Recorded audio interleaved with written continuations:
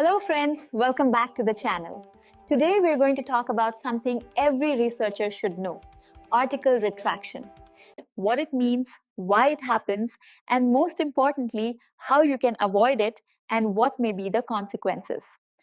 Okay, picture this. You've just spent, say, 5 years on a single project.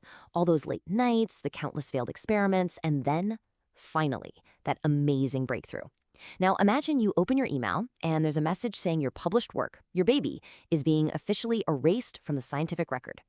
That, my friends, is an article retraction. And today, we're going to break down how you can make sure that nightmare scenario never, ever happens to you. I mean, really think about it for a second. We all stress about getting scooped or getting tough peer reviews, but what's the one thing that can just completely undo years of hard work? For a whole lot of researchers, this is it. So first things first, let's get into the problem. What exactly is an article retraction? Right, so here's the crucial thing to get. This isn't just a simple correction or some minor update. It's an official, very public withdrawal. The journal is basically putting up a giant sign that says, hey, everyone, this paper, it should no longer be trusted or cited as part of the scientific literature.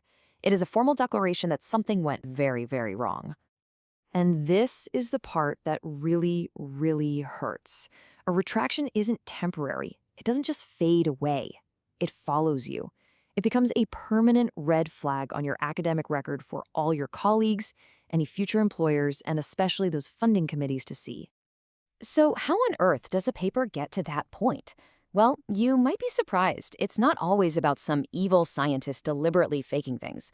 The reasons can be anything from an honest but huge mistake to, yes, outright academic misconduct. Let's take a look at the usual suspects. You see the big ones right at the top. Plagiarism, faking data, those are kind of no-brainers. But look at the other reasons here. A major but completely honest mistake in your analysis that just invalidates your entire conclusion? Yep, that can do it. Or how about publishing the same work twice? That's a big no-no. Even something that sounds more like internal drama, like a nasty authorship dispute, can lead to a full retraction if the journal can't be sure who's actually responsible for the work. And this is where things get really serious. A retraction isn't just a blemish on one paper. It sends out shockwaves that can completely change the entire trajectory of your career. The damage here runs deep, Your reputation takes an immediate and massive hit, and that kind of trust is incredibly hard to get back. This flows right into your career. That promotion you were hoping for, that huge grant you were writing, suddenly they might be completely out of reach. Other journals might just start rejecting your work out of hand, and in the worst cases, you could be looking at a full-blown institutional investigation that might even cost you your job. Okay, I know that was pretty heavy, but here's the good news, and it is really good news.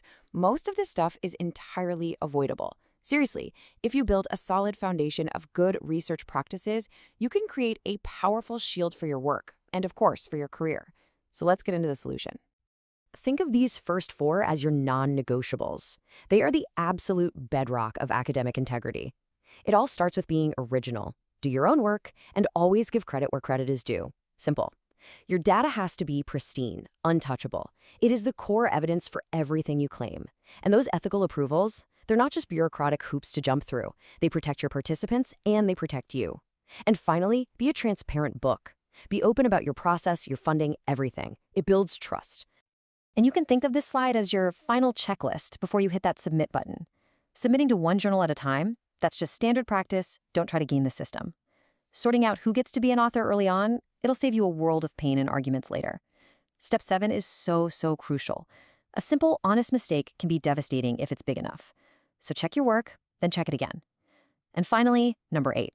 If you do find a mistake after you've published, own it. Be proactive.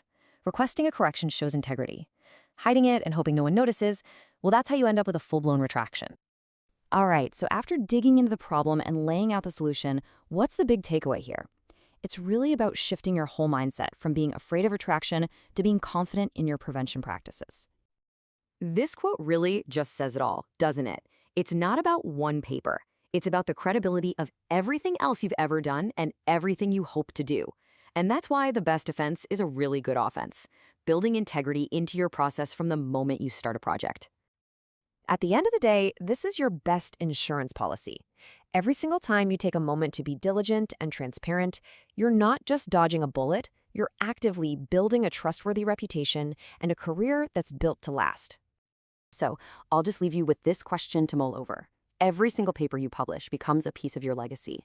And by weaving these practices into your daily workflow, you're not just avoiding a negative outcome. You're actively building a positive, trustworthy, and lasting contribution to your field.